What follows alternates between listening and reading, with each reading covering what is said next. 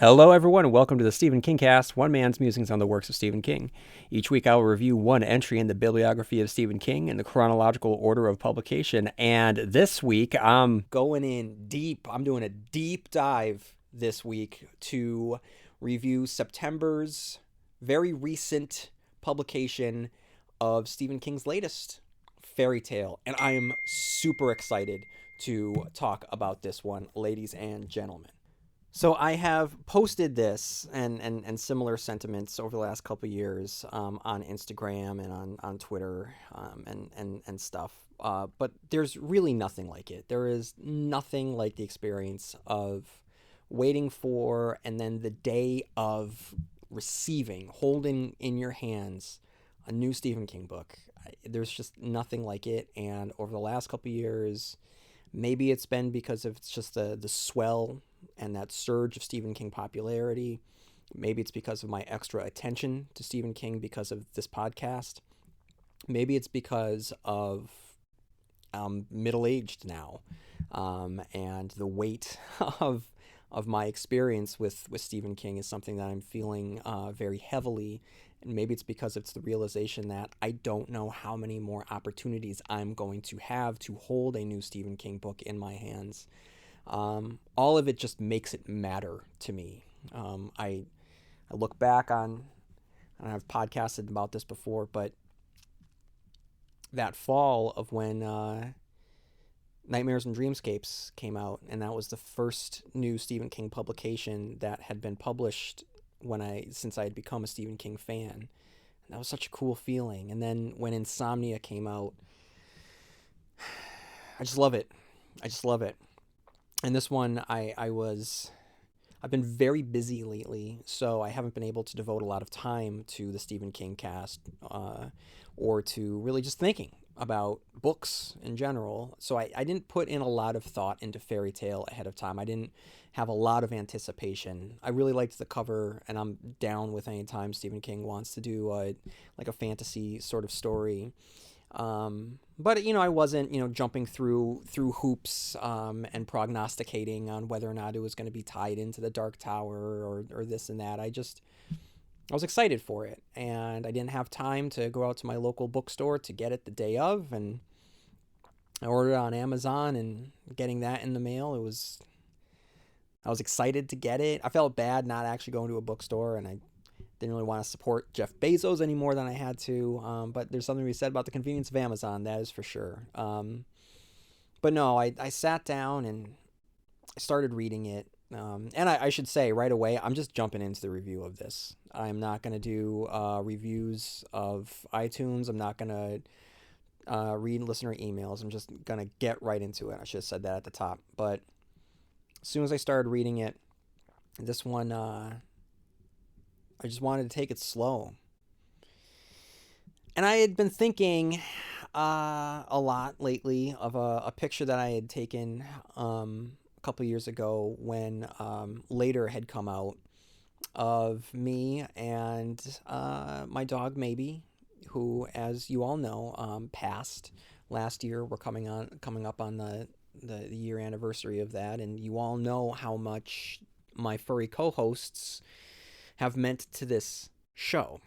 And not necessarily to the show, but have meant to me through this show.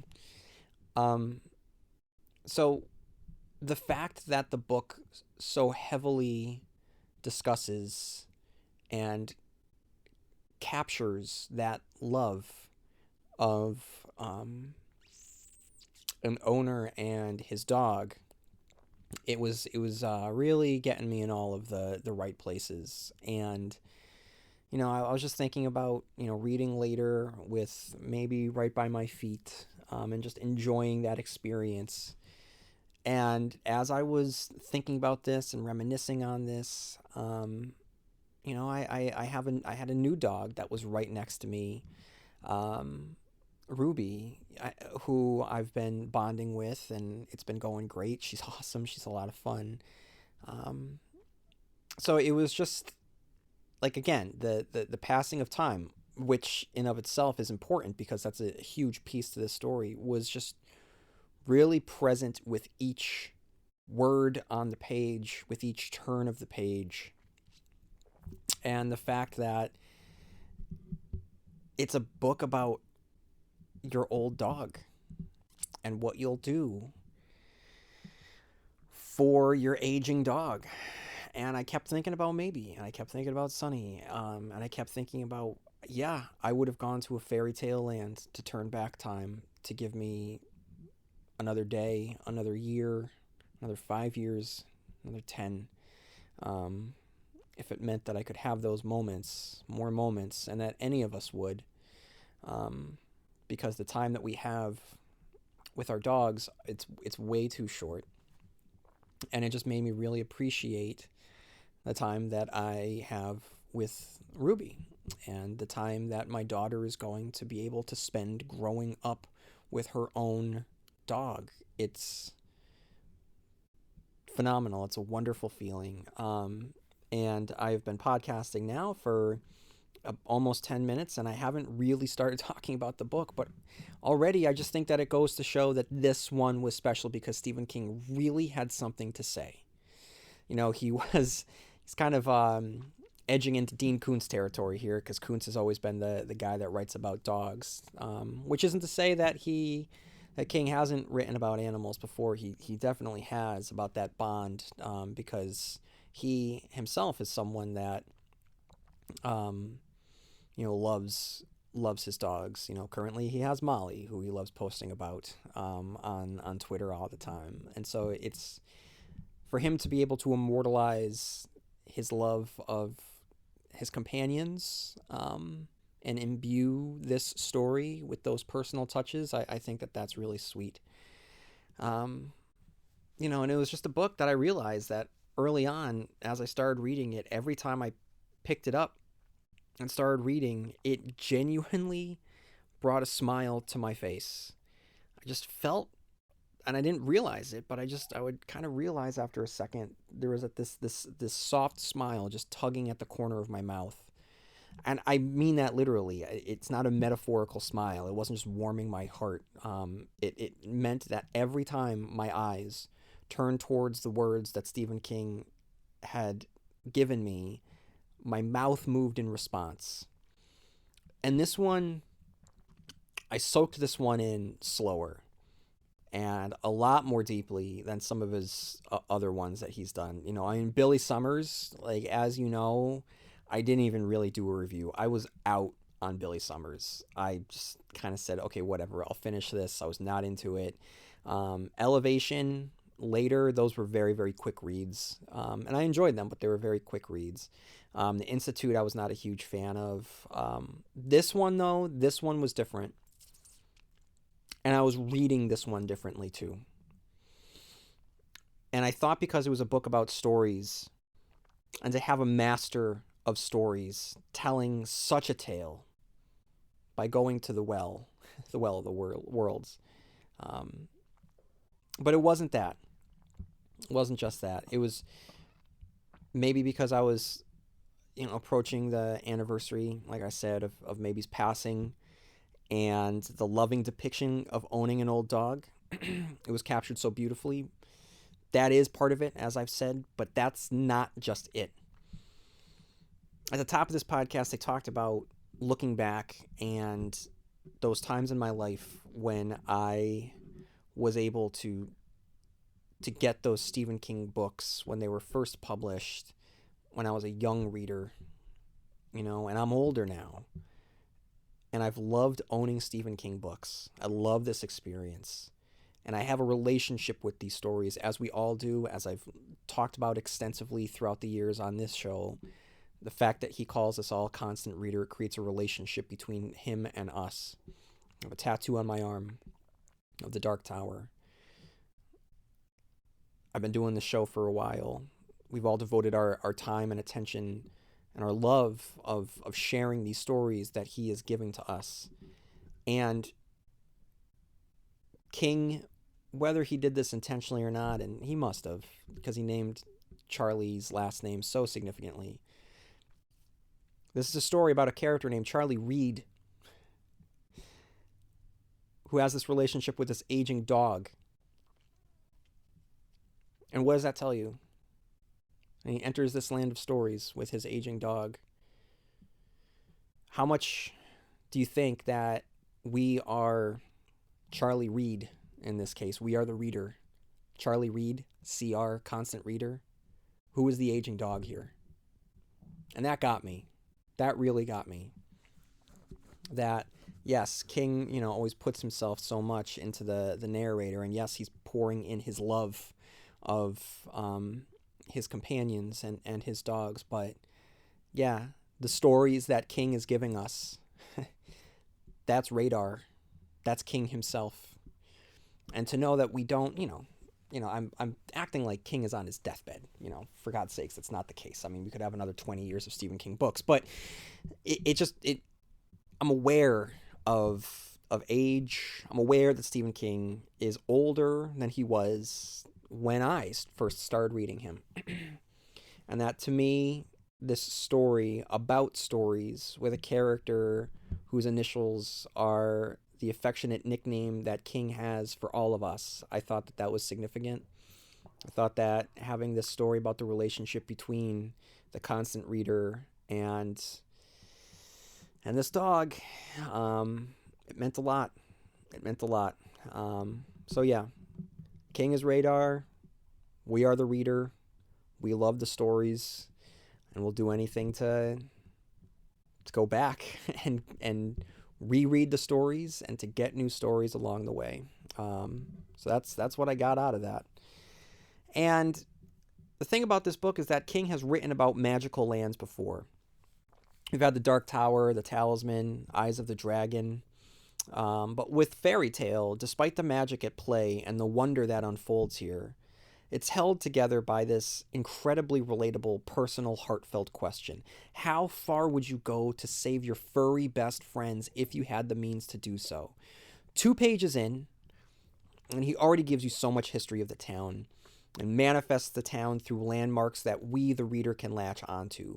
The ramshackle old Victorian house, the Little Rumple River, the old bridge, the Sycamore Street Hill, the Zip Mart sold motor oil, Little Debbie cakes. King just places us there. It's his trademark descriptive ability that just takes us and puts us there. And King is writing about the death of Charlie's mother, but also teasing the presence of fairy tales along the way. There is a magical quality to this town already. The I can't even say it. The Little Rumple River's name connotes naturally Rumpelstiltskin, whose name will come up again and again and again throughout the story. The constant repetition of the bridge invokes Billy Goat's gruff. And when his mother sets off on her fateful journey, she's wearing a Little Red Riding Hood raincoat. The last one might not be subtle, but the name of the book is called Fairy Tale, so I don't think that King is really going for subtlety here. But he still hits you with those Stephen King haymakers that he's known so well for. She saw me looking at her through the window and waved. I waved back, then turned my attention to the TV. I wish I had looked longer, but I don't blame myself. You never know where the trapdoors are in your life, do you? So, again, it's about these moments, and you wish that you could go back. And in this is a book where you actually can. You can reverse time to a certain degree. And there's a beauty to this, and a sadness, and a reality that we have our stories to be able to do that. And we can create these stories where we have our fairy tales. And they're better worlds than these.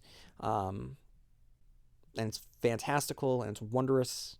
But there's also that sadness as well. At this point already in the book, it's clear that King is crafting a world based on our understanding of fairy tales. And what makes me smile as a reader is seeing him weave his own threads into that tapestry. The river and the bridge are evocative of the barrens. Sycamore Street Hill is reminiscent of Mile Hill. And within 10 pages in, we have a car crash that leads to a character's death. And where have we seen that before in a Stephen King book? After Charlie's mother's death, there's an extended portion of the story in which you learn about the emotional fallout, specifically around his father's drinking.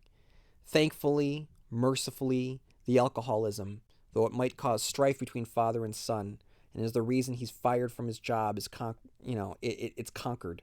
And it gives us shades of adult Danny Torrance's successful triumphing over his dependency demons. And then from there, we meet Mr. Bowditch, and more importantly, the real heart of the story, Radar. And again, um, it's hard if you have owned a dog. It's very hard to not take your dog and superimpose your dog over Radar. And that's fine. That's the point. Radar is designed to do that. And so I was clearly thinking about maybe this entire time, but also I'm gonna go back. I'm gonna go way back. I'm gonna go back to my first dog, Lassie, who I have never talked about on this show, but I think should be immortalized here because she was a good girl and she was immortalized. And I mean, she was a good girl and she was loyal. Um, and she was given to my family by my uncle, who found her in a trash bag on the side of the road as a puppy. And he brought her to us because, we were a young family, and he thought that, little 6-year-old me should have a puppy. And this was the 80s, so dog training wasn't really a thing. Uh, Lassie wasn't really trained, and she, partially because of her trauma, partially because she wasn't trained, partially because of her breed, um, she wasn't the most friendly dog to outsiders. She was incredibly loyal. She was incredibly loyal to our family, and it was cute. So the only people that could kind of get through this inner circle was myself, my brother, my dad, my mom, and my best friend, and that was it. That was it. And then my uncle. Anyone else, she was dangerous. She was a dangerous dog to be around, but she was a wonderful girl, um, such a sweetheart. And I was thinking a lot about Lassie, the German Shepherd, as I read about Radar, the German Shepherd. Okay, so here is a little quote um, that I think just kind of sums this up. We never had a dog, so I didn't know how expressive their eyes could be, especially up close and personal. Hers told me not to go. I would have been happy to stay, but as that poem says, I had promises to keep. I stroked her a few times and told her to be good. I remember reading somewhere that a dog ages 7 years for each one of ours. Just a rule of thumb, surely, but at least a way to figure. And what did that mean to a dog, time-wise? If I came back at 6 to feed her, that she would be 12 hours of my time. Would that be 84 hours for her? 3.5 days? If so, no wonder she was so happy to see me. Plus, she had to be missing Mr. Bowditch. So, I mean, I've seen a quote, I think that we all have on Facebook from time to time, like, you know, something along the lines of, like, you might not be, they might not be your entire world, but you are their entire world, or something like that. That from the beginning until the end, we will be a part of our dog's life. And oof, we are everything to them. And when we see them, it just makes them that much sweeter for knowing that they wait for us if they experience time differently. Anyway, from here, King allows us to luxuriate in the life of Charlie and his growing interconnectedness with Mr. Bowditch and Radar while reading the mysteries of the shed and Mr. Bowditch's source of his money, bucket filled with gold, which Charlie is tasked with exchanging for cash into a scene tinged with danger, reminding us of Charlie's youth and the enormity of the world of adults. Here, though we are still rooted in our real world, King teases the fairy tale aspect by referencing Jack and the Beanstalk and Long John Silver. And though King slowly teases out the mystery of the gold and the inevitable adventure, it's the relationships and Charlie's dedication to Bowditch and Radar that keep this book a page-turner. King walks us through the agony of Bowditch's physical therapy, but we also bask in the laptop glow of old movies. And the voice. And I can taste the coke that they share at dinner. And Charlie's love of Radar, and the bond the two characters have over their shared adoration of her, well, for anyone that's ever loved and lost an old dog, it really does hit close to home. He looked shocked. She can do it in the house. I'll put down papers. She'd hate that. You know she would. Maybe she's just a dog, but she has her dignity. And if this is her last summer, her last fall, I could feel tears rising, and you'll only think that that's absurd if you never had a dog you loved. I don't want to be on the practice field hitting a fucking tackling dummy when she passes. I'll go to school, gotta do that, but the rest of the time I want to be there. And if that isn't good enough for you, fire me. So, last year I know that I had said that I was rushing. I was rushing in the morning when Maybe died, and she came over to me in pain.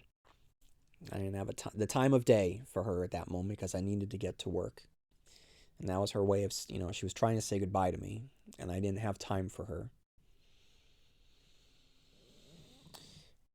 And I'll always live with that. So that scene, that line, that one got me. So be there for your animals, guys, because you're all they got. The danger mounts as the gold dealer is shot. Something tries to emerge from the shed, and after Bowditch deals with it, he dies shortly after. And King reemphasizes the fact that Bowditch, in his youth, was a woodcutter, okay? And woodcutters obviously are a huge part of fairy tales, so it's just linking these two worlds together. And then we get the big reveal. Bowditch's origin and the Well of the Worlds. King teases just enough to entice us, to entice Charlie, but keeping the mysteries of this other world so very alive. Even though Charlie and the reader is on the cusp of a big moment, King continually keeps him and us grounded in recognizable reality and emotion. She went from room to room downstairs, looking for Mr. Bowditch. She didn't seem to be upset by the vandalism, but barked furiously at the couch, only to pausing to look at me every now and then, as if I was stupid. Couldn't I see what was wrong? Her master's bed had disappeared. I got her to follow me into the kitchen and told her down, but she wouldn't, only kept looking toward the living room. I offered her a chicken chip, her favorite snack, but she dropped it onto the linoleum. I decided I'd have to take her back home and leave her with Dad. But when she saw the leash, she ran very limberly through the living room and up the stairs. I found her in Mr. Bowditch's bedroom, curled up in front of the closet on a makeshift bed of clothes that had been torn off of their hangers. She seemed okay there, so I went back downstairs and made things as much better as I could. Around 11 o'clock, I heard the click of her nails on the stairs. Seeing her hurt my heart. She wasn't limping, but she moved slowly with her head down and her tail drooping. She looked at me with expression as clear as words. Where is he? Come on, girl, I said. Let's get you out of here. This time she didn't protest the leash. As Charlie starts to explore the concept of another world, King is able to muse on the coincidences and the tropes that occur within fantasy stories. Charlie starts to draw the commonalities between his life and the archetypal structure of a fairy tale, whether it be Jack and the Beanstalk or a young boy joining a wizarding school. King has made the choice to enter this other world very clear. On one level, Charlie knows he has to do it because he knows he's a character in a story, but King has also modernized the tale to a degree in which the entrance to this alternate world exists within a modern age that can very easily discover, plunder, and exploit its resources.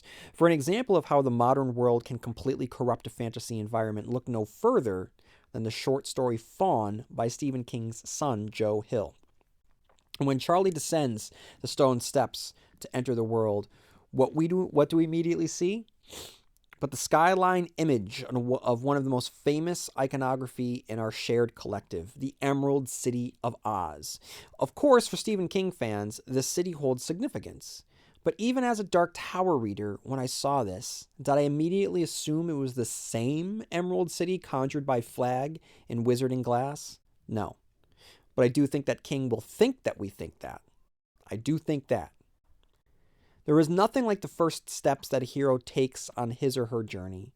I'll never get sick of the wonder and amazement that we as readers get to feel when we experience the thrills of a new world through the eyes of our hero, and this is no different.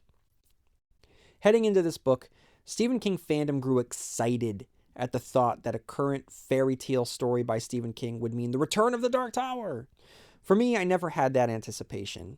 And even though there's touches and flourishes right away, such as the Emerald City and the Red Field of Flowers, I still felt as if I was reading that this world existed in the multiverse and not one whose earth had been traveled by Roland. When we meet the first denizen of this world, it aligns with what I had thought. In fact, King goes out of his way to show just how uncomfortable Charlie is with a gun, and at literally one point says, "I'm no gunslinger." King is good at acknowledging his other worlds, and has proven that he can create a shared universe long before it was popular to do so in fiction. And I admire his restraints that he doesn't feel the need to connect or sequelize everything. And he writes, as if summoned by the thought, the cottage's back door opened, and a woman came out with her other boot in her hand, the buckles gleaming in the mellow light of the white sky day. I knew she was a woman because she was wearing a pink dress and red shoes, but also because generous breasts plumped out of the bodice of her dress, but her skin was a slate gray, and her face was cruelly deformed. It was as if her features had been drawn in charcoal and some bad-tempered deity had rubbed its hand across them, smearing and blurring them almost out of existence. Her eyes were slits, as were her nostrils. Her mouth was a lipless crescent. She spoke to me, but I couldn't tell what she was saying. I think her vocal cords were as blurred out as her face. But the lipless crescent was unmistakably a smile, and there was a feeling, a vibe, if you like, that I had absolutely nothing to fear from her. This is such a weird way to enter this world and a weird character to meet, but I loved it. The dangers of the modern world manifest themselves with the arrival of Christopher Polly, who greets Charlie upon his return to the shed. While we might expect ogres and trolls and giant spiders lurking in the woods, there's something sad and truthful about the fact that the greatest danger of all is a greedy man with small vision and a gun. No, this doesn't take place in the same world as the gunslinger or the talisman, but there isn't to say that they don't share some DNA here. The manner in which Charlie is able to take down Christopher Polly showcases an inner strength and cold steel that reminded me of Jack Sawyer at his most vengeful and Eddie Dean after he had become a full-fledged gunslinger. And this similarity grows. I had just read that not too long ago, Charlie says to himself he's no gunslinger. The gun didn't feel right. But the second he returns from this world, after just having experienced it, he is already beginning a change within himself. A change that will soon grow physical the more time he spends in this world, in Empis. And it's also bringing out an adventuring, dark prince version of himself in which he is heroic, he is formidable, and he's not going to take any shit from the likes of people like Christopher Polly. So before long, Charlie heads into the fairy tale world, and the story is purposefully simple and innocent. The characters he meets are kind, they are helpful, and they assist Charlie in his quest to save Radar. King has presented us with versions of fantasy worlds before, most famously the Dark Tower series ballooned with imagination, mixing post-apocalyptic with Western sci-fi and fantasy. Robots and vampires, time travel, dimension hopping, talking animals, gunfire, the mob, sentient locomotives, wizards, castles, mutants. The result was messy, mind-blowing, and revolutionary. With the Talisman, King and Straub presented a wholly realized traditional fantasy world with flying people, talking wolves, and shapeshifters. The innocence and danger of that world was completely informed by the dangers present in the real world of the 1980s.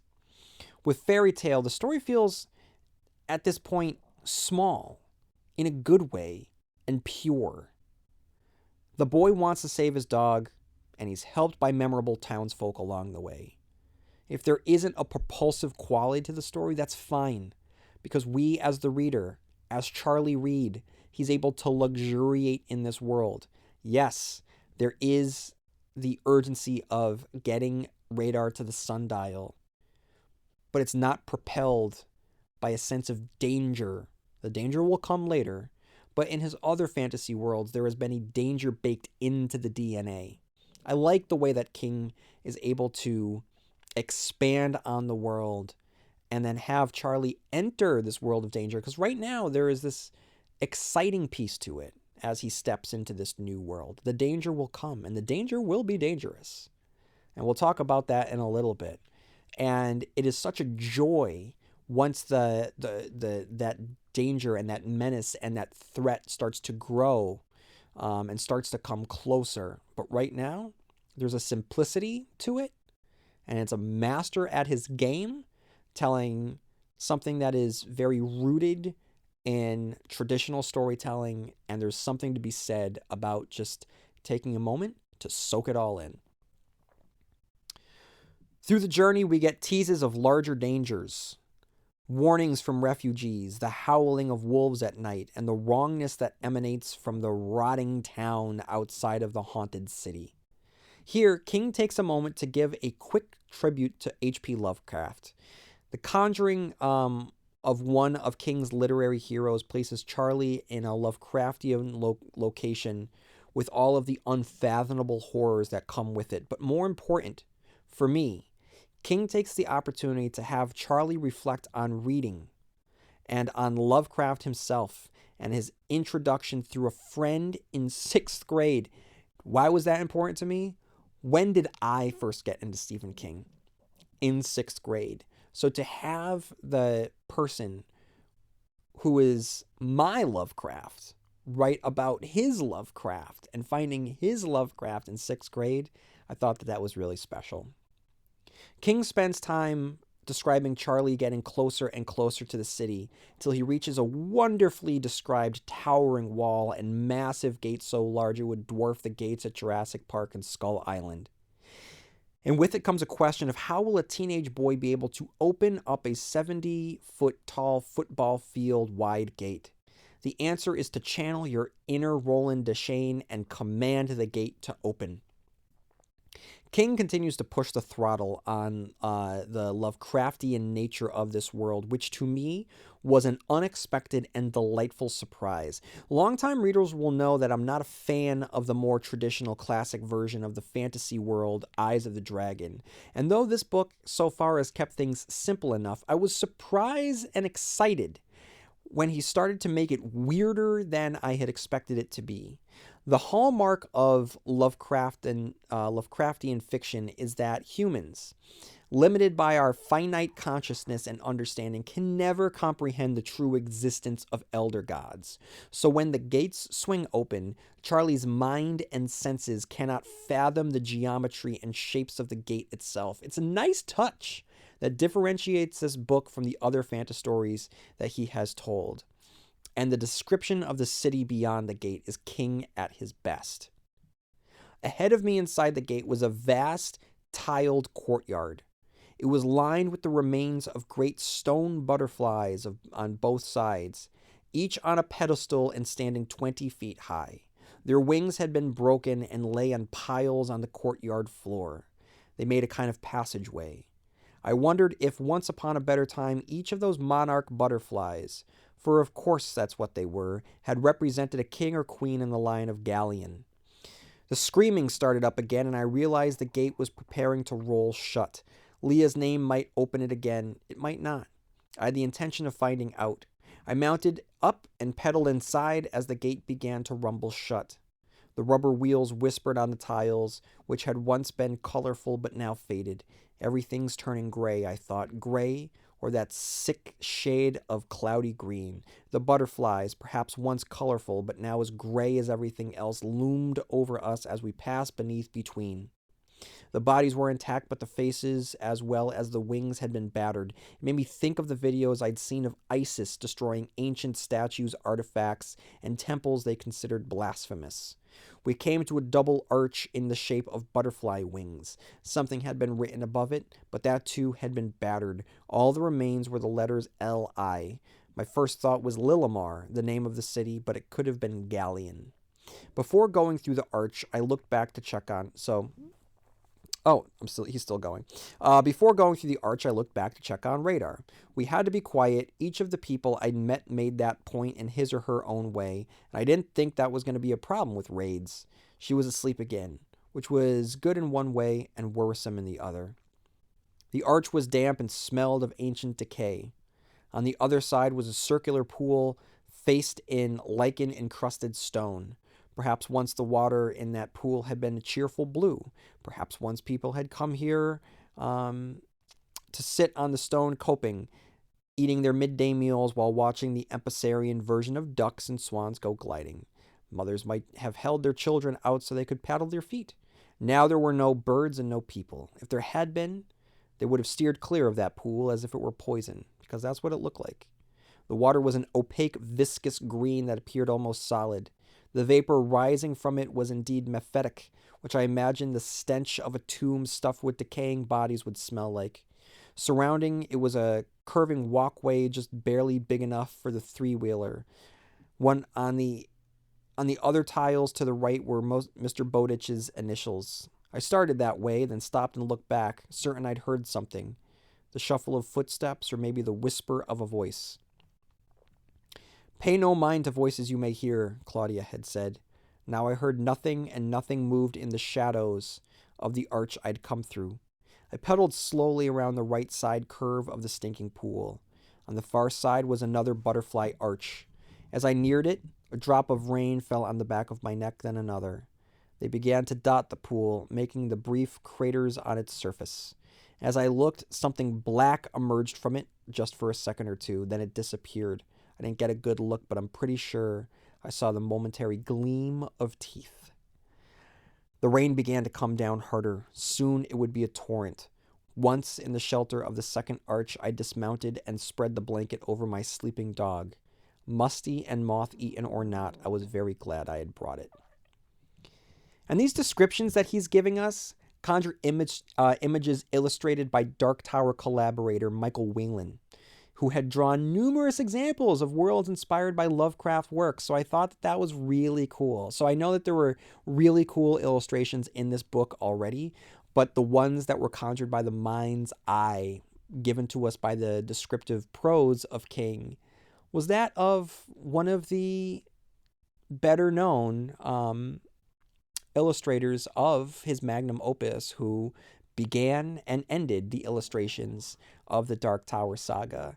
And if you just type in Michael Whalen H.P. Lovecraft, you'll get a lot of very horrific alien landscapes that some of which line up with the types of descriptions that King is giving us here. Charlie gets further into the city, and there he meets the latest addition to King's monster roster, that'd be a cool band name, Monster Roster, the giant known as Hannah. Shortly after, King expands the wonder and the magic of this land by giving us, and albeit a dead mermaid. And then the pair arrive at the sundial. King ratchets up the tension with Radar not just at death's door, but having three paws through it already. Racing against time in utter silence, Charlie manages to get the sundial working and reverses her aging. And guys, anyone who has ever lost a dog, this scene hits really, really hard. As it happened, I didn't have to grab her at all. When I put her on the sundial, Raids couldn't have even walked on her own. After 5 going on 6 turns on it, she was an entirely different dog. She dropped to her haunches, flexed newly powerful back legs, and leaped into my outstretched arms. It was like being hit with a flying bag of concrete. I fell over on my back with Radar over me, 4 paws planted wide on either side of my shoulders, wagging her tail like crazy and licking my face. "Stop it," I whispered, but the command didn't have much force because I was laughing. She went on licking. At last I sat up and took a good look at her. She'd been down to 60 pounds, maybe less. Now she had gone to 80 or 90. The wheezing and coughing were gone. The white had disappeared both from her snout and the black saddle of fur on her back. Her tail, which had been a tattered flag, was bushy and full as it swished back and forth. Best of all, the surest indicator of the change that the sundial had wrought were her eyes. They were no longer filmy and dazed, as if she didn't know exactly what was going on within her or the outside world around her. "Look at you," I whispered. I just had to wipe my eyes. "Just look at you." And the following quote reminds us to take stock in gratitude. Even in the dimness, I could see how good Radar looked, how young and strong. I was glad. Maybe that seems like a tame word to you, but it doesn't to me. I think that gladness is a big, big deal. After sneaking past Hannah a second time, Charlie and Radar get lost, unable to find Bowditch's initials to lead them back. King then reveals that this was purposeful, as a villainous little person, Peter King, has returned to trap Charlie in the city after nightfall. Until now, the book has been enjoyable, but as I said, without any true real sense of tension. There's been mystery, but it's been safe, soft. Think back into those other fantasy stories. The Elroy thing in Oatley, Sonny Gardner. The inherent danger in every new environment in Midworld. This has been predictable without danger until now. In a haunted city with at least one man-eating giant, Charlie and Radar have to escape in the gathering gloom by running through a decrepit cemetery, and King does not disappoint. I sprinted through the tall iron gates standing ajar, and for the first time, Radar hesitated, front paws on a crumbling concrete slab, rear paws on the street. I stopped too, long enough to catch my breath. "I don't like it either, girl, but we have to. Come on." She came. We wove our way around the leaning grave markers. An evening mist was beginning to rise from the overgrown grass and thistles. I could see a wrought iron fence 40 yards ahead. It looked too high to climb, even if I hadn't had my dog with me, but there was a gate. I tripped over a gravestone and went sprawling. I started to get up, then froze, at first not believing what I was seeing. Radar was barking wildly. A desiccated hand with yellowing bone showing through torn skin emerged from the ground. It opened and closed, clutching and releasing little showers of wet earth. When I saw such thing in horror movies, I just laughed and hooted along with my friends and grabbed more popcorn. I wasn't laughing now. I screamed, and the hand heard me. It turned towards me like a fucking radar dish, clutching at the darkening air. I leapt to my feet and ran. Raids ran beside me, barking and snarling and looking back over her shoulder. I reached the cemetery gate. It was locked. I drew back, lowered one shoulder, and hit it the way I'd once hit an opposing lineman. It rattled, but didn't give. Raids' barks were climbing the ladder, no longer rof, rof, rof, but yark, yark, yark, almost as if she were also trying to scream. I looked back and saw more hands emerging from the ground, like ghostly flowers with fingers instead of petals.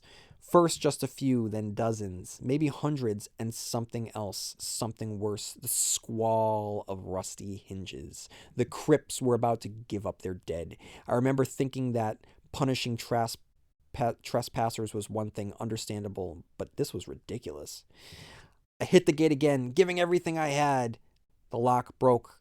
The gate burst open and I went flailing forward, arms waving, trying to keep my balance. I almost made it, then tripped over something else, a cobblestone, and went on my knees. I looked up and saw that I had fallen onto Galleon Road. So they're able to escape the zombies, but now have to evade the night soldiers, ghostly apparitions, ghosts and zombies. Okay, let me take you all back. As I was reading this, I heard something playing in my head. What you are listening to is the theme to the classic Nintendo game Ghosts and Goblins, which I played a little bit, but that song was I could kind of hear the song, but that idea of running through a graveyard and encountering the ghosts and these zombies and skeletons, it was really conjuring the side-scrolling 2D video games of my youth, Ghosts and Goblins, and of course the end-all be-all Castlevania. And there's something so magical and, again, childlike, and there's a simplicity there of this fairy tale world. Look at what he's fighting. He's in a haunted city. There's a giant, which is one of the oldest monsters that you could think of.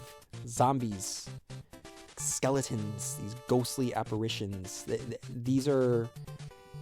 This is what I used to draw. When I was a kid, it's a truly harrowing sequence. Radar escapes. Charlie is grabbed by the skeletal ghost of the night soldiers. This is wonderful. This whole sequence, it's spooktacular. It's Halloweeny, and it's October as I'm recording this. It conjures EC Comics, and it just makes me think of when I was a kid around this time, like me and my best friend, whom was one of the people, like I said, that was on the inner circle that could, that Lass would protect. I just remember us, eating Reese's peanut butter cups, watching cartoons, and drawing skeletons of bats and gravestones on loose leaf paper during Halloween season. I just remember looking as a kid at old comics of Dracula and the Wolfman. It was always in, old villages, or a castle setting, with a full moon and mist and clouds going over the moon and bats and mountains in the background and cemeteries and tombstones falling over and skeletons everywhere. And that's what King's giving us here. And it's wonderful. And it's magical, and it's fun. It's that fun kind of spirit Halloween, kind of scare. It's a safe scare that you get. It's a classic scare that you get. And after Charlie watches Radar escape, he awakens in Deep Maline, an underground prison, with a cellmate who starts name-dropping characters we need to know more about. I want to know about Red Molly, the Flight Killer, the Lord High. King takes pains to remind us of how low stakes and the adherence to an adventurous tone that he has. Even though he's deep in the bowels of a fairy tale prison, held captive by ghostly skeletal soldiers, King goes out of his way to wink at us as if to say, we're still having fun. There's a sequence where the night soldiers come for him, where King describes... so I actually should get back to that a little bit. Just compare the tone here of King in the cell with his light-hearted cellmate to when Jack and Wolf are at Sonny Gardner's home for wayward children. Think about those two different scenes, both prisons, but the bleakness and despair and the pain and the horror and the deep sadness that occurs within the talisman. And this, still, even though he is deep in the bowels of this fairy tale prison, they're still fun. It just feels kind of fun. There's a sequence where the night soldiers come for him, where King describes how the skull is flashing through the skin, and they're illuminated by the walls with their special blue light. It's creepy, and I think that we as readers bring our own sense of dread, which is why it's so fun. When the soldier walks into the cell, as tension builds, King writes, "The waiting night soldier, its face was stern, but beneath it, coming and going, his skull flashed in an eternal grin. He gestured with his stick for me to walk ahead of him to the door. Before I could go through it, he said, 'Hold,' and then, 'Fuck.' I stopped. On our right, one of the gas jet fixtures had fallen out of the wall. It hung askew from its metal hose below the hole like a gaping mouth, still flaming and blackening one of the stone blocks with soot. As he put it back in, his aura brushed me. I felt all my muscles weaken and understood why Harney had taken such care to avoid that blue envelope. It was like getting a shock from a frayed lamp cord. I stepped away. Hold, damn you! Hold, I say! The night soldier grabbed the fixture, which looked to be made of brass. It must have been hotter than hell, but he didn't show any pain. He jammed it back into the hole. The fixture stayed put for a moment, then fell out again. Fuck! It was an unexpected treat to see this ghostly soldier react as an everyman. In fact, it's actually kind of reminiscent of the blue-collar qualities of the low men as depicted in the final book of The Dark Tower. It really cracked me up. And similarly, when he's reintroduced to Kellen, the Lord High, who had been the one to snatch him from escape, he is wearing a red velvet smoking jacket, which conjures our idea of the Crimson King, but also, to me, more importantly, the bad fashion choices of the low men in yellow coats. Soon after, Charlie plays an athletic event in a fairy tale land that showcases his ability and strengthens the growing belief that he is the savior of the people. By this point, he's starting to change physically to resemble a prophesied prince that will save them all. Charlie stops to consider the magic and wonder of this place and how easy it is to lose sight of the majesty, especially when compared to our world. As he'll later write, I think all worlds are magic. We just grow used to it. And he writes, what about magic, you ask? The sundial, the night soldiers, the buildings that sometimes seem to change their shape? They took it for granted. If you find that strange, imagine a time traveler from 1910 being transported to 2010 and finding a world where people flew through the sky in giant metal birds and rode in cars capable of going 90 miles an hour. A world where everyone went bopping around with powerful computers in their pockets. Or imagine a guy who's only seen a few silent black and white films plunked down in the front row of an IMAX theater and watching Avatar in 3D. You get used to the amazing, that's all. Mermaids and IMAX, giants and cell phones. If it's in your world, you go with it. It's wonderful, right? Only look at it another way, and it's sort of awful. Think Gog Magog is scary? Our world is sitting on a potentially world-ending supply of nuclear weapons, and if that's not black magic, I don't know what is.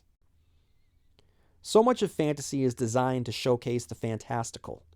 Rarely do we have an interpretation that lessens the wonders of the fantastical place by stacking it up against our wonders and our threats. And speaking of threats, the flight killer finally gets his 30-second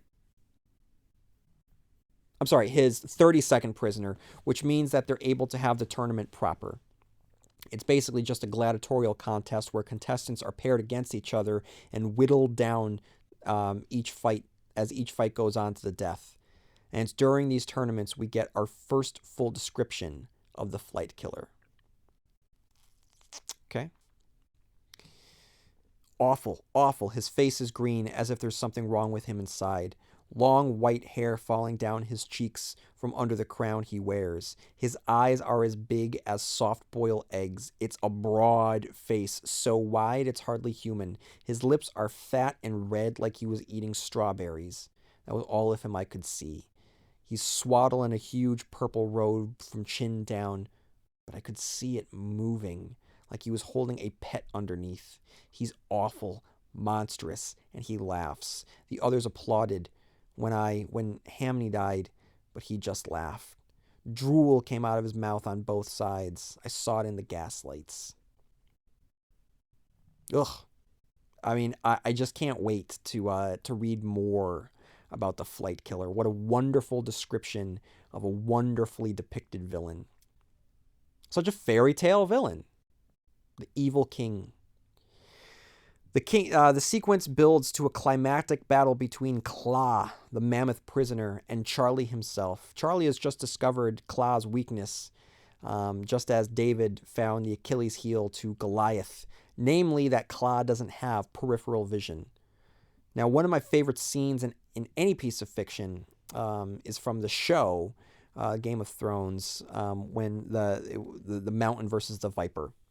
And this was very reminiscent of that scene. And what's even cooler is that the adventurous spirit of Charlie, who had once been defined by a discomfort around Bowditch's gun, is being defined more and more by the steel running down his spine and a bloodlust when faced with confrontation.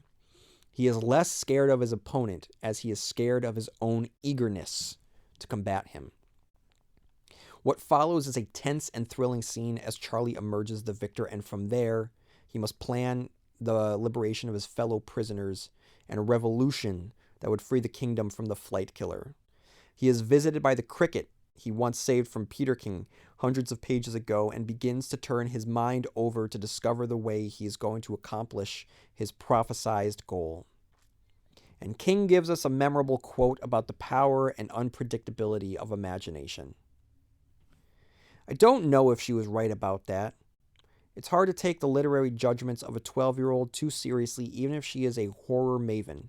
But Drac was good. Yet long after all the blood-sucking, the stakes pounded into the stakes pounded into hearts, and the dead mouth stuffed with garlic had pretty much left my mind, I remembered something Van Helsing said about laughter, which he called King Laugh. He said that King Laugh didn't knock, but barged in. You know, it's true if you ever saw something funny and couldn't help laughing, not just in the moment, but every time you remembered it. I think true inspiration is like that. There's no link you can put your finger on saying, oh, sure, I was thinking about this, and it led me to that. Inspiration doesn't knock. The time comes for Charlie to make his move, and he finally connects the pieces together needed to make it. The answer to defeating the Night Soldiers is simple and obscured by the very same simplicity. After all, in The Wizard of Oz, how did Dorothy defeat one of fairy tale's greatest villains? She poured water on her. Why shouldn't electric skeletons be any different? The escape plan works long enough to get to the outside where they're chased down by Red Molly, the monstrous child of Hannah the Giant. And in a moment Roland the Gunslinger would be proud of, Charlie stands true, takes aim, and vanquishes his oncoming foe. The monarch butterflies return in a scene not unlike the sparrows in the ending of The Dark Half, and we get a beautiful reunion between Charlie and Radar. Soon after, the endgame becomes clear. It's a race against time for Charlie to get to Eldon before Eldon can awaken the creature that lives in the well. His return to the city is accompanied by the Galleon family members and the living escaped prisoners. Immediately upon return, Charlie demonstrates just how heroic he is by bravely walking straight towards the grieving giant Hannah. Considering so much of what he had to do to slink past her the first time around, this brazen display of confidence shows the reader how far he has come in his journey. In some ways, the scene feels like a promise to a different story, the original text of The Gunslinger, in which there was a beast described that guarded the tower, and how Roland would have to vanquish that beast. So, spoiler alert for the Dark Tower, that winds up getting retconned out, just edited out. We don't really get that. So, seeing this here, it was just kind of flagging that for me.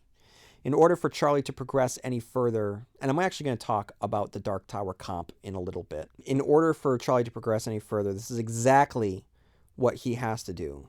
And he vanquishes this particular beast with the coldness and determination befitting our favorite gunslinger. King gives the reader and the character a tour of the palace, and he uses his trademark for imagery at full force. It's a wonderfully described sequence with hidden doors, mysterious contraptions, and teased histories that we never fully get. They make their way towards the deep well, and King ratchets up the suspense and the horror.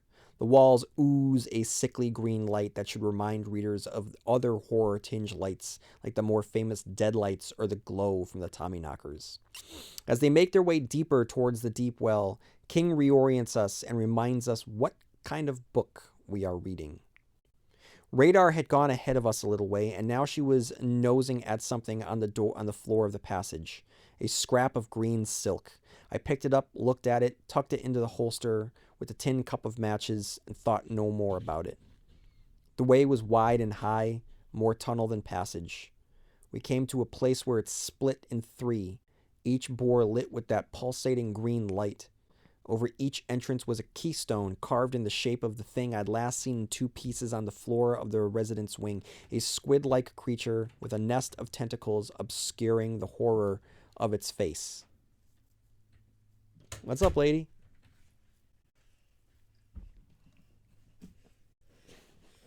Hello there. Hello. So this is a big moment. This is your first appearance on the podcast. Did you know that? I want a podcast. You know I have a podcast. So this is like one of your YouTube shows, except there's no video. And I have told all my what do you so you want to talk? What do you want to say? I have a dog named Ruby, and she's really cute. She's all black. You don't have to talk into it that you can talk that far away. But that is very true, kid. And you know what? I've been talking about Ruby because I'm reviewing a book that's all about owning a dog and how important it is to own a dog. And do you know that my listeners have known about you? They know all about Maybe, they know all about Sunny, they know all about You know about me?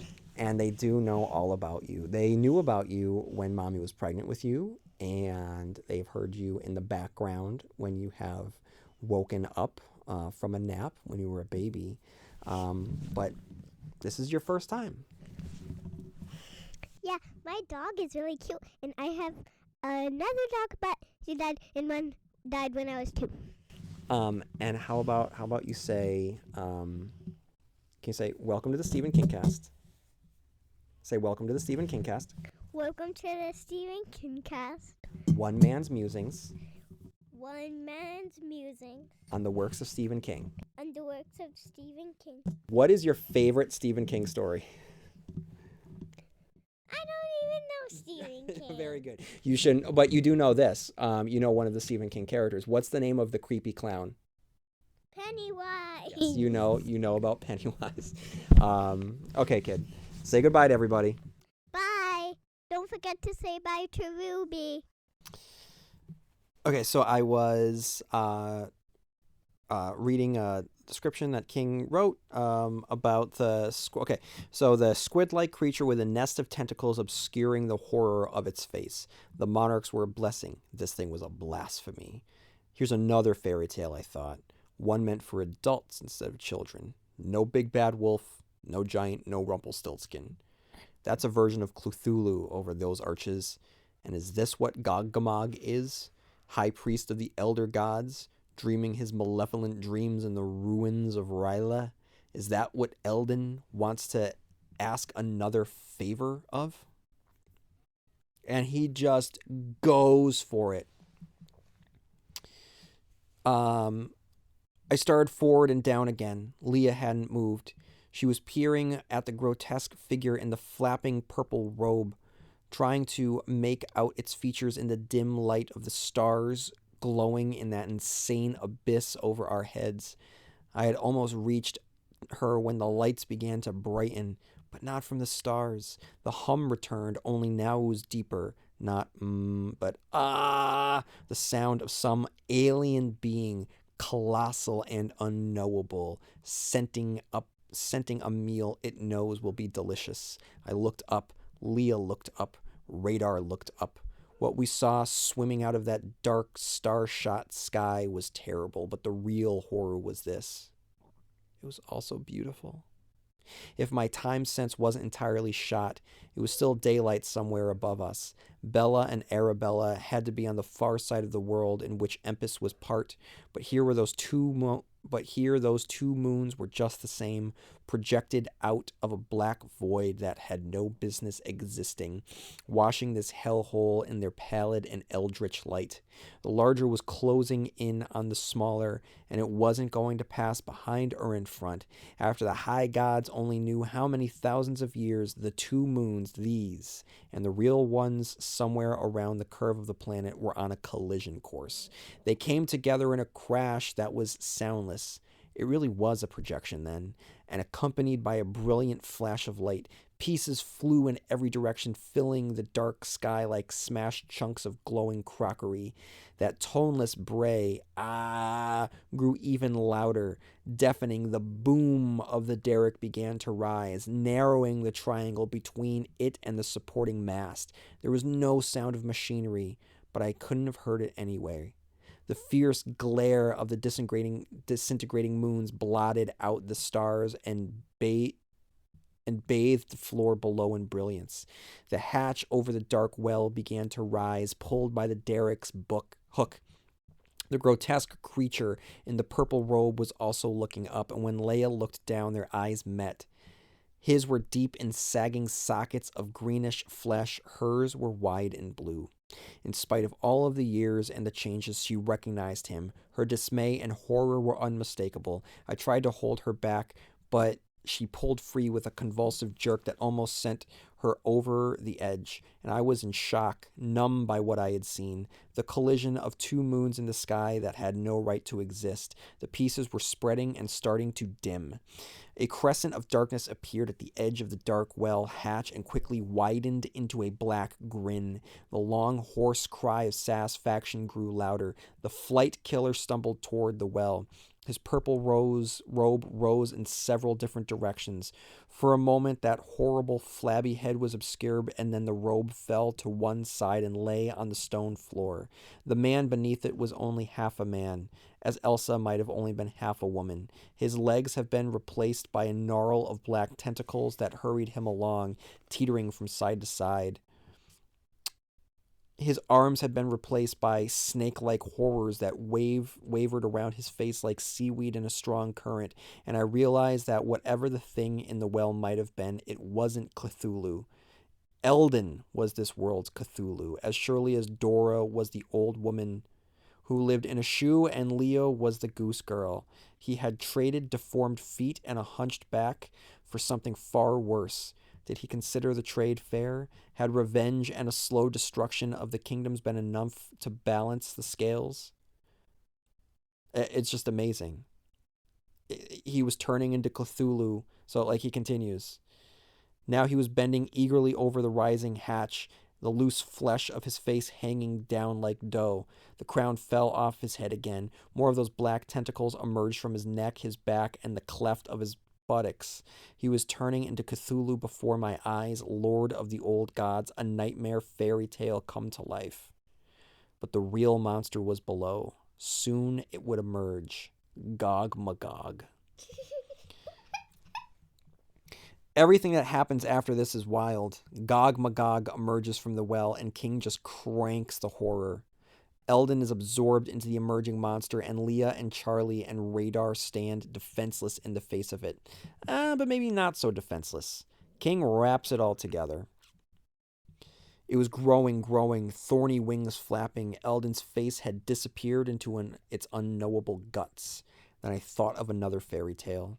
Once upon a time, there had been a mean little man named Christopher Polly who had come to steal Mr. Bowditch's gold. Once upon a time, there had been a mean little man named Peterkin who had been torturing the snab with a dagger.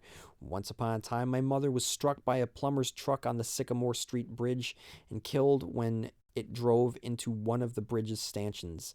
Most of her stayed on the bridge, but her head and shoulders had gone into the Little Rumple River. Always Rumpelstiltskin, from the very beginning. The original fairy tale, you might say. And how did the queen's daughter get rid of this troublesome elf? "I know your name!" I shouted. The voice was not my own, no more than many of the thoughts and insights in this story belonged to the 17-year-old boy who had first come to Empis. It was the voice of a prince, not of this world and not of mine. I had begun by calling Empis the other, but I was the other. Still Charlie Reed, sure, but I was someone else as well, and the idea that I had been sent here, that my clock had been wound and set years ago when my mother walked across the bridge, munching a chicken wing, for this moment was impossible to doubt. Later, when the person I was in that underground world began to ebb away, I would doubt it. But then, no. "I know your name, Gog Magog, and I command you to return to your lair." It screamed, the stone floor shook, and cracks ran across it. Far above us were once more giving up their dead, and a great crevice was zigzagging its way across the field of monarchs. Those huge wings flapped, raining down stinking drops that burned like acid. But you know what? I liked that scream because I was a dark prince, and that was a scream of pain. Charlie's defeat of the thing feels right, and shortly after, the world of Empis begins to heal. The gray condition retreats, the blue skies emerge once again. But the story is not over, and the ending doesn't come without any more tension. In the aftermath of the confrontation, Charlie is dangerously wounded by Petra and spends the weeks on the verge of death, fighting alien infection and visited by ghosts, literally. And the ending, all of it, it's really beautiful. From the tender goodbyes and Memphis to the warm reunion with his father, it's all so beautiful. Spoiler alert for The Dark Tower. But if anyone is still bitter and brave, I'm sorry, if anyone is still bitter about the brave and painful conclusion to that book, this is a soothing balm. Charlie read, and we as readers get our happy ending.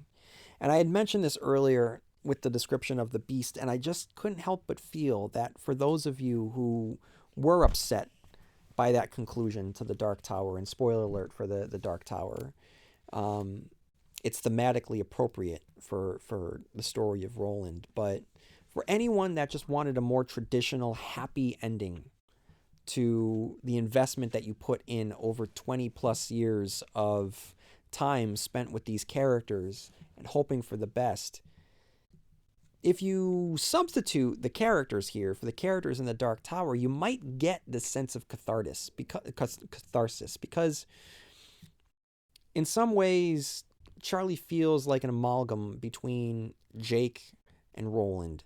You know, he's like what Jake would have transformed into if he hadn't perished by the van crash, if he had lived. And then Roland himself. And Roland himself, um, he had to make his way to the Dark Tower, just as Charlie here has to make his way to the city palace. And you substitute the tower for the dark well. He has to get to this location, but not before having to defeat this beast, this giant, the way that that Roland was once prophesied he had to beat a beast, which I guess you could say could be Mordred. But then you could also substitute the Lord High with Randall Flagg if you wanted a more traditional arc to the conclusion of Randall Flagg. Um, you have a boy and his dog, much like Oy and Jake. And then at the end, like he's entering the palace with his friends, with his quartet. So it's not this solitary, lonely conclusion. And then he has to confront this evil king at the end, and you get this showdown between Charlie and Eldon, much in the way that you kind of hope that you would get Roland and the Crimson King. So I just feel that I don't think King did this on purpose. These are tropes and archetypes that he's playing with. But I think that if you wanted a more traditional conclusion to the Dark Tower story, you could get that here.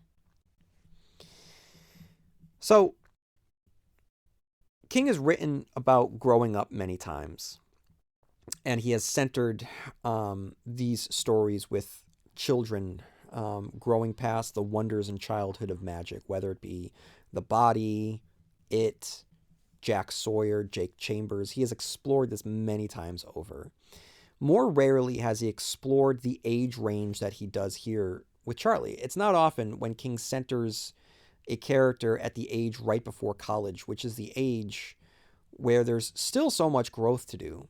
Hearts in Atlantis stands out for his realism, for its realism. In many ways, this book feels like an antithesis to Christine, which Artie was the age of Charlie, and the supernatural stood in as a metaphor for obsessive young love and how it can squander the promise of adulthood.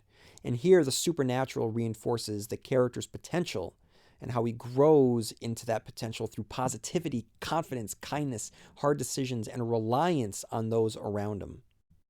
Where Christine explored isolation, exclusion, toxic codependence, Fairy Tale explores the long running belief in the power and the importance of contribution within a community.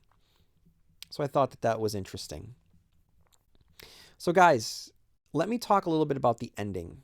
Okay, so let's parse out where the ending starts.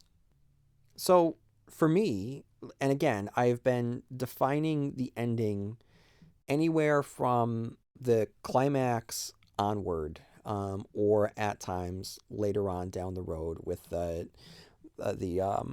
the falling action and the resolution. But if we're to begin, if we are to begin at the climax, which is when the conflict is resolved, that is when Charlie gets radar on the sundial. And there are hundreds of pages left. So that means that the ending includes radar getting younger, Charlie getting imprisoned, Charlie killing the gladiatorial combat, the emergence of the night soldiers, the gladiatorial combat, killing Red Molly, killing Hannah, uh, leading the revolution, going back into the palace, um, going through the like that really cool sequence where they're rising up on the pedestal, um, and then confronting Eldon, watching Eldon get like absorbed into Gog Magog, like the characters at the end of Akira, defeating Gog Magog, getting injured by Petra with that infection, seeing the ghosts, healing, watching everything heal in this land, going back to the real world, reuniting with his father, um, and living his life. That's a lot, okay? And I would say that everything there, that is significant, okay? So let me ask the questions that I have been asking of the endings of the works of Stephen King. So let's look at the ending and these questions of the ending as if it begins with radar gaining some gears back. So does it provide an appropriate conclusion to its characters that is consistent with the characters' actions, conflicts, or themes of the books? Think about each of the characters in play. Charlie, yes, absolutely. He's gone on his journey. He has grown into the person he's going to be. He saves the day. He reunites with his father. His father stayed true to his sobriety. Leah takes her throne. The people in the land are healed. So I would say, yes, it provides an appropriate conclusion to the characters that's consistent with the characters' actions, conflicts, or themes of the book. So again, this has been a very, I don't want to say simple because that almost sounds like it's bad, but it's not. It's just, it's not complex. There's not a complexity here, and there's no greater morality that King is playing with. He's not punishing the characters. Charlie himself is good natured. He hasn't been bogged down by a lifetime and lifetimes of bad decisions.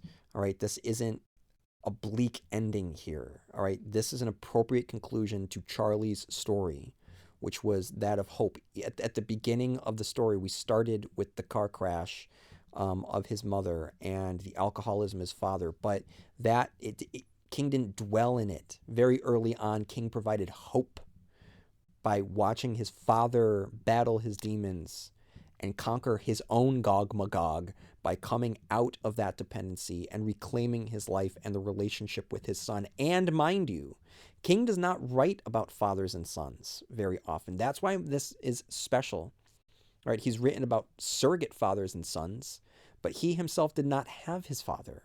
So we rarely see fathers and sons depicted in King books. And this was so healthy and hopeful, and just a quality, good relationship with a father who believes in his kid, supports his kid, and similarly, a kid that supports and loves and believes in his father through each of their own journeys that they have to take. So yes, it's successfully, it's an appropriate conclusion to the characters. Does it successfully wrap up the plot? Specifically, do the events build upon one another with consistency? Yes.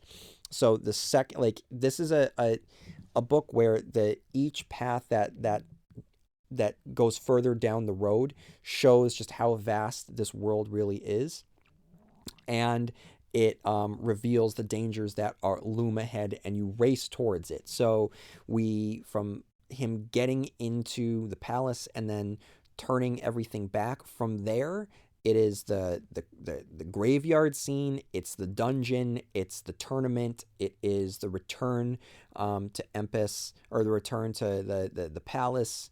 The rise and then descent into the well.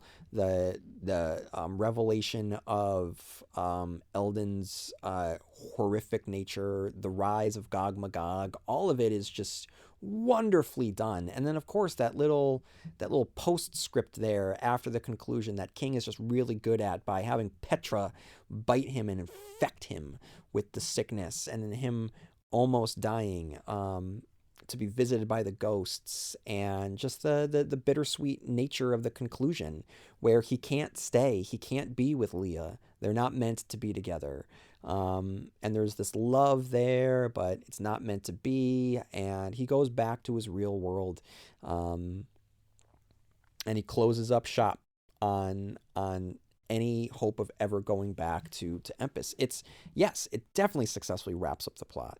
Does the conclusion serve the theme, symbolism, and motifs? Yes. Again, and I spoke about this with the character piece. Yeah, like, it's a hopeful book. It's a book about hope. It's a book about a beautiful future, and being your best self to engage in that future, um, you know, with the stories that preceded you. What's the most famous scene in the novel? Does it appear in the conclusion of the story? It's too early to tell. I don't know what it might be. Maybe Radar's reversal. Maybe the emergence of Gog Magog.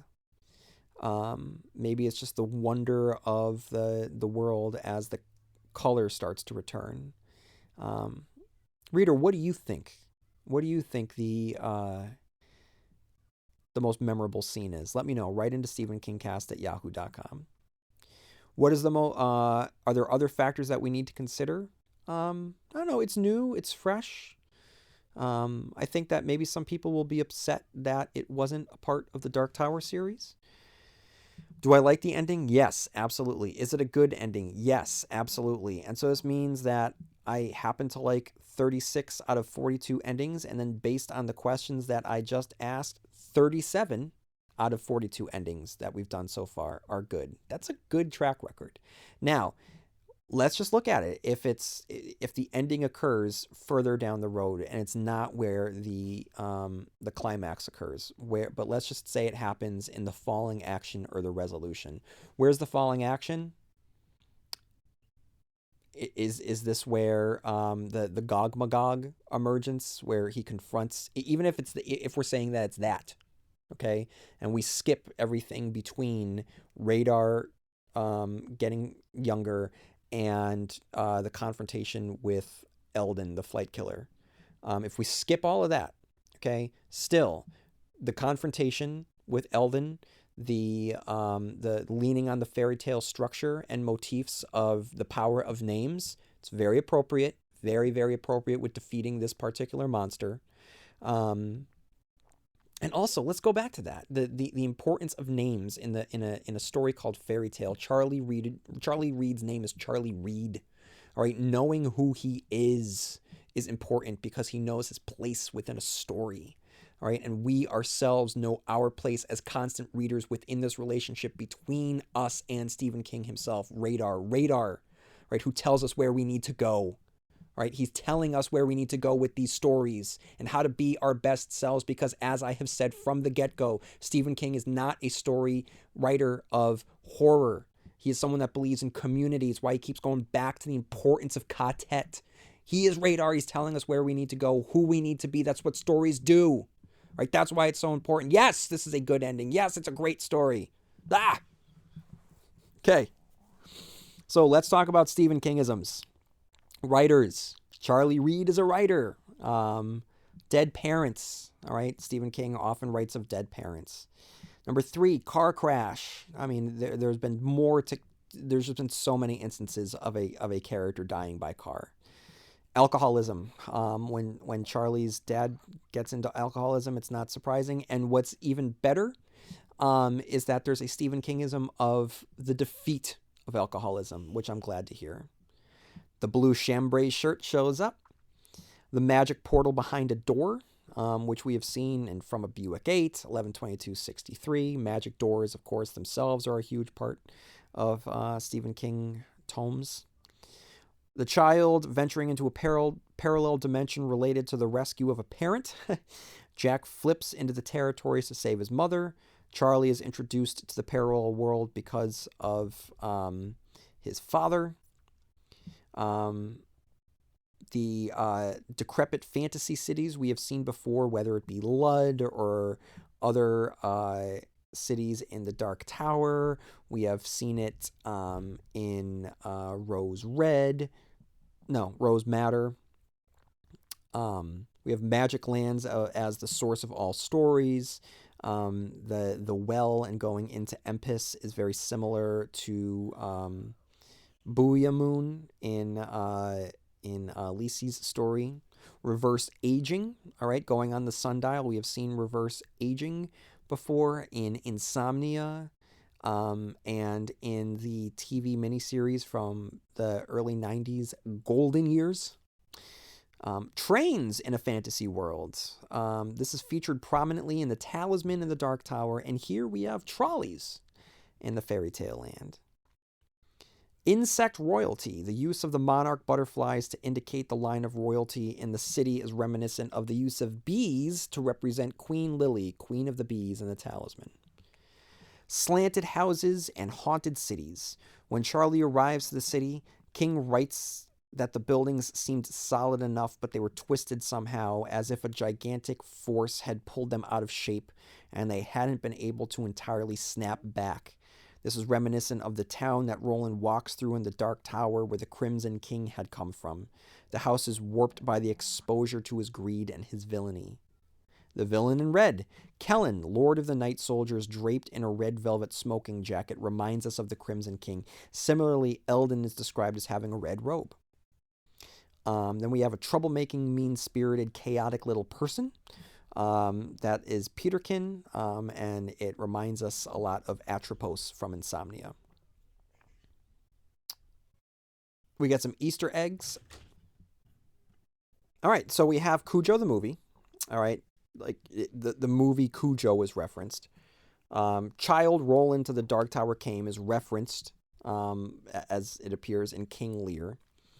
1919 is the year that Bowditch discovered the Well of the Worlds. So 19. Emerald City, I have talked about that before. I think that King just kind of threw that in. That's definitely an Easter egg. Like, he chose to make it look like that. Inside View, where Richard Dees of the Night Flyer, where he worked, that gets mentioned. Long days and pleasant nights. My mouth dropped open with surprise when Charlie toasted Kellen with the gunslinger's greeting. And King goes out of his way to remind us that these are different worlds because Charlie was only familiar with it because his father had read it in a book, presumably the same one that we had read. And last but not least, there are other worlds than these. Gets a mention. So, listen, guys. This was an absolute treat. Fairy Tale.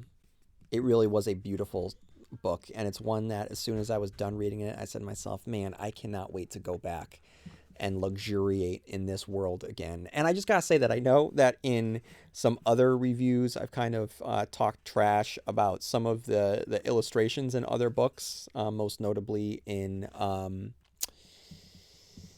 Eyes of the Dragon, but the illustrations in this one, man, I love a good illustrated Stephen King book. And I think that this needs to happen more often. I think that every Stephen King book that comes out needs some pictures in there. These are great. The pictures in this were just so good. From the pictures of the night soldiers and Kellen. We didn't really get much of Eldon, which sucks. I would have loved to have seen more of that. We definitely see some of just the gray people. It's just such an imaginative, inventive world that I would love to have seen more pictures. And I want a whole series of Stephen King illustrated works. Oh, well, I guess we do see some Eldon, but not when he is... like full monstrous, becoming like a Cthulhu version. Um, yeah, yeah. It guys, if you're reading this and you haven't read, if you haven't read this book, thank you for listening. But you really should go out and read it. And if you have read it and you didn't like it, hopefully I have changed your mind. I didn't even talk about how the rats all swarmed Kellen to kill him. That was an awesome way of defeating the bad guy. I mean, the imagery of the moon slamming into each other, all of it is just so good. And there's a beautiful picture at the end of Radar and Charlie and Leia. Oh my God, her name is Leia. Her name is Leia, ladies and gentlemen. Um, Amazing. The book was really, really good. And it's one that's been, I've finished it over um, just about a week ago. And I've just been kind of just sitting with it for a while um, before recording this podcast. And the monarchs, butterflies. But what are the butterflies are marked by the transformational journey of going from a caterpillar to a butterfly, right? And that in of itself represents Charlie's journey, as young man to man from the beginning to the end of this book. I mean, we meet him, he's looking back when he's a boy, and by the end he has actually surpassed this point of the storytelling where he is like a full grown man. Anyway, this book rules. Go out and read it. Okay, everyone. If you liked this episode and you like the Stephen King cast, please leave a review on iTunes. It really helps me out.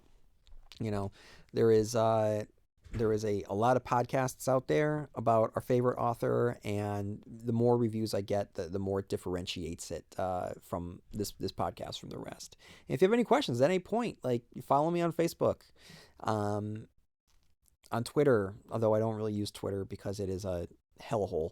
But you can always write into stephenkingcast@yahoo.com. That's my bread and butter right there. That's where you're able to really share your thoughts, and I'm always able to read them, on the air. So thank you everybody for joining me again. This was a treat. It was a treat to read Fairy Tale. It was a treat to give one of my trademark long reviews on this. It's a wonderful book. It was a wonderful read. It was a great experience. It was great to review this with all of you. So thank you, everyone. Thank you for listening and for always being a constant listener out there.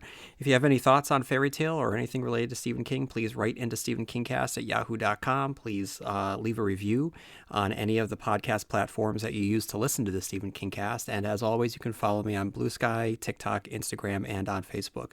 May you have long days and pleasant nights, and I'll see you here next time where MOON spells Stephen King cast.